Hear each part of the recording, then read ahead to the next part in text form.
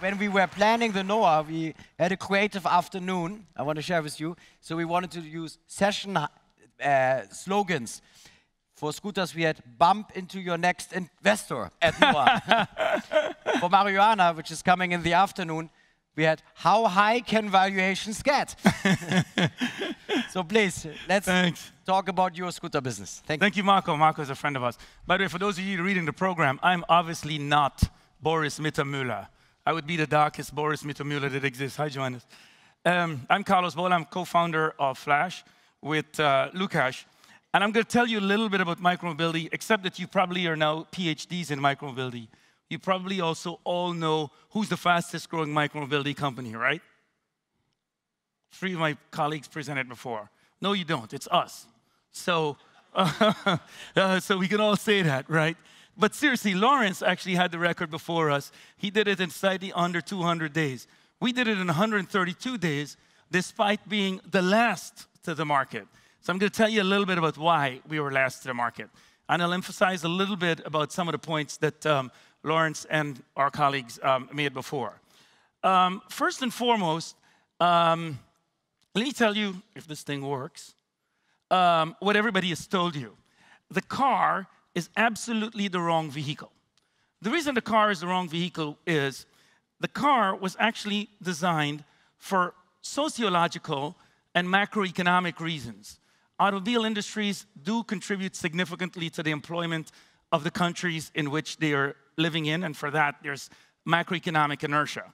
But the second is, if you reflect on the 50s and the 60s, especially in the United States, you went on Saturdays to do your grocery shopping and your assorted stuff, and you went to drive-ins, etc., with your family together to those activities. And so you bought this thing, which was typically your second largest expenditure in your lifetime, and you hoped that it was worthwhile, and it became a social status.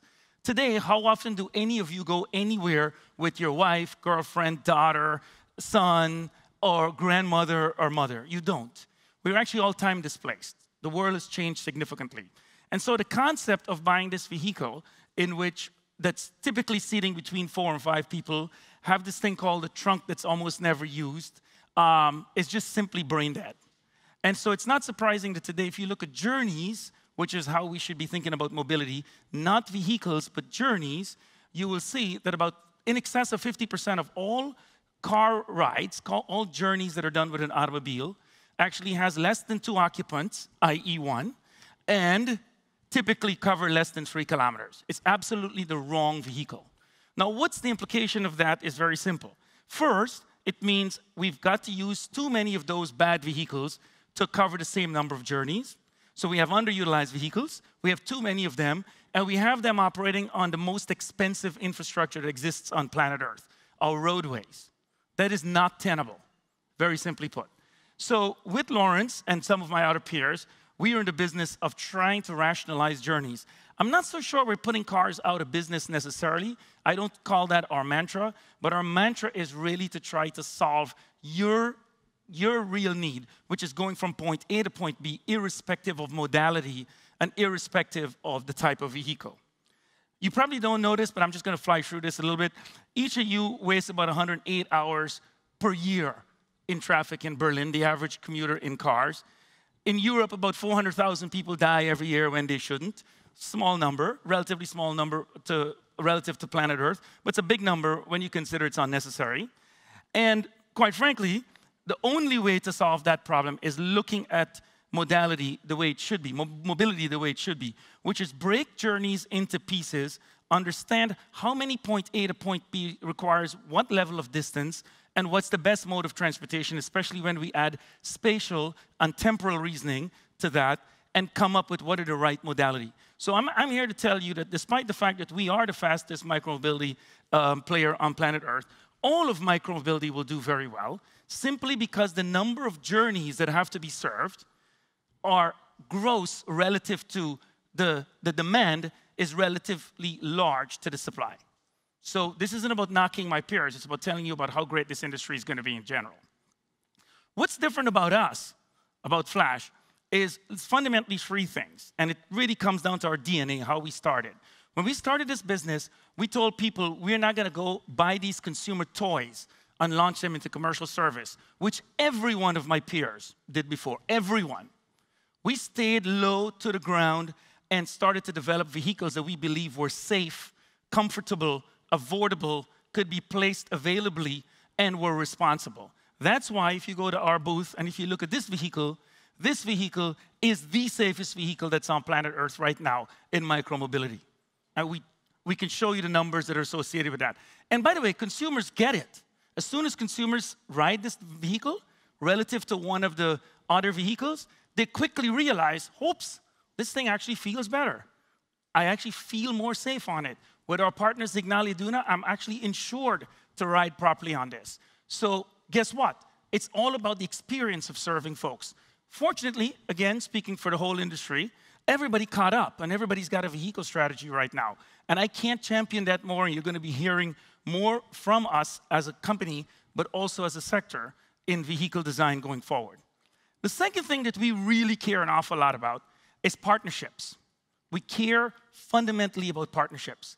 Yeah, we can tell you about the last mile and the first mile and the whole mile. But the truth is, all journeys are not 1 mile or 2 miles or 3 miles. Some of those journeys are 50 kilometers. Some of those journeys are 100 kilometers, 200 kilometers. Some of those journeys you take in the Z-axis aerially. Some of those you stay on the ground with. So what do? We really fundamentally believe in strategic partnerships. And for that reason, we go out and we speak with the likes of the train operators and the bus operators and the airline operators. So we go, how can we provide multimodal journeys? And this is a good example of something that we've done. This is in Switzerland with Swissbahn, where working with Swissbahn, who actually have a significant customer base on the front end, who actually wants to allow for that last mile to be in addition to where they take their customers after a train or before a train ride. We've integrated with them on the front end to provide that last mile and first mile capabilities. We also have integrated with them to have the vehicles be available responsibly. That picture is very important. It's not scattered, mobile, OFO, everywhere around the mess that we've all experienced. It's about responsible placement, availability, affordability, and ease of use, a completely new way of doing business.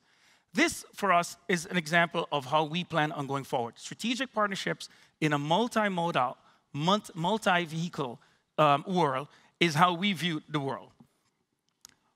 Using that same formula, partnerships, great vehicles, and great experiences, today I can tell you we're in 23 cities. Once again, in a first, we were the first micromobility company to offer micromobility services on public roads in Germany, in Herne, again with our partner Signal Iduna's support, where we launched on June 5th. This is important because all of my peers, all of the industry was really impatient with Bundesminister Scheuer taking so long to pass these regulations. We actually feel the opposite. We actually champion the work that the German regulatory authorities are doing. We think what the German regulatory authorities are doing around certification of vehicles, around certification of operations, because remember, we have to operate those fleets. It's not only about the vehicle being registered and insured, but the vehicles on day 5 have to be safe enough for a consumer to use. That means our warehouses and how we operate on the streets should be regulated and certified, should be insured appropriately. Those are the tests that we plan on passing, all the way through to trying to ensure that our riders responsibly ride those vehicles. User behavioral patterns are responsible. So we actually champion responsibility in this regard, and that was really critical to our launching in Germany. We sincerely hope that the rest of Europe and globally embrace some of what's being pioneered here in Germany as we go forward. And I'm an American, so I think I can probably speak for all Americans that every so often we import that excellence from Germany, especially in mobility. So for us, using that formula of partnerships, great, safe, regulated, certified, responsible vehicles, and bringing new user experiences to as many places as possible is what Circ is about. I wanted to just make one last comment about us. We were known previously as Flash. In fact, for those of you who don't know, we started out with scooters on the road in very small tests in places like Zurich and Lisbon trying to understand what consumers' usage needs were. And we launched under the guise, this is not a scooter.